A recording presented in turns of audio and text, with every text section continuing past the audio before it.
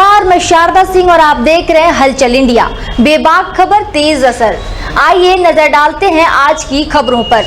गुजरात विधानसभा चुनाव में सोमवार को दूसरे और आखिरी चरण का मतदान संपन्न हुआ, जिसमें राज्य के 14 जिलों के 93 विधानसभा सीटों पर वोटिंग हुई। गुजरात विधानसभा चुनाव में सोमवार को दूसरे और आखिरी चरण का मतदान हुआ, जिसमें राज्य के 14 जिलों की 93 विधानसभा सीटों पर वोटिंग की गई। 2017 के विधानसभा चुनाव में सत्तारूढ़ बीजेपी ने इन 93 सीटों में से 51 पर जीत हासिल की थी, जबकि कांग्रेस 39 पर थम गई। मध्य गुजरात में भाजपा ने 37 और कांग्रेस ने 22 सीटें जीती थी, लेकिन उत्तर गुजरात में कांग्रेस हावी रही और 17 सीटों पर जीत हासिल की, जबकि बीजेपी को सिर्फ 14 सीटें मिली। इससे पहले 1 दिसंबर को सौराष्ट्र, कच्छ और दक्षिण गुजरात की 89 सीटों के लिए पहले चरण का मतदान हुआ था। करीब 63.31% वोटिंग हुई। गुजरात विधानसभा में कुल 182 सीटें हैं। दूसरे चरण में बाकी 93 सीटों पर मतदान होने जा रहा है। 61 पार्टियों के 833 उम्मीदवार चुनावी मैदान में है। इनमें भाजपा, कांग्रेस और आम आदमी पार्टी शामिल है। 285 निर्दलीय उम्मीदवार भी चुनावी मैदान में हैं। गुजरात के 14 जिलों की 93 सीटों पर आज दूसरे चरण का मतदान जारी है। जिन जिलों में मतदान चल रहा है उनमें बनासकांठा, पाटन, मेहसाना, साबरकांठा, अरावली, गांधीनगर, अहमदाबाद, आनंद खेड़ा, महिसागर, पंचमहल, दाहोदा, वडोदरा और छोटे उदयपुर शामिल है। गुजरात चुनाव के 10 अहम मुद्दे जो सत्ताधारी दल को परेशान कर सकते हैं।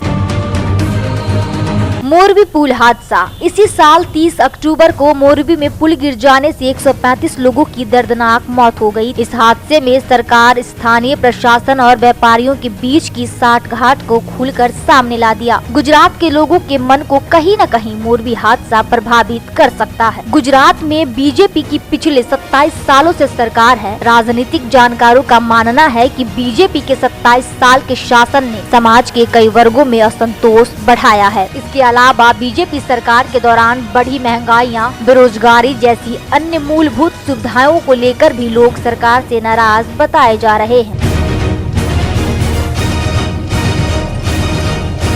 पेपर लीक और सरकारी परीक्षा। गुजरात में बार बार पेपर लीक होने की खबरें आ चुकी हैं। इससे बेरोजगारी झेल रहे युवाओं में काफी गुस्सा और परीक्षाओं के स्थगित होने से सरकारी नौकरी पाने के लिए कड़ी मेहनत करने वाले युवाओं की उम्मीदों पर पानी फिर गया। इससे राज्य के नौजवान खासे नाराज हैं।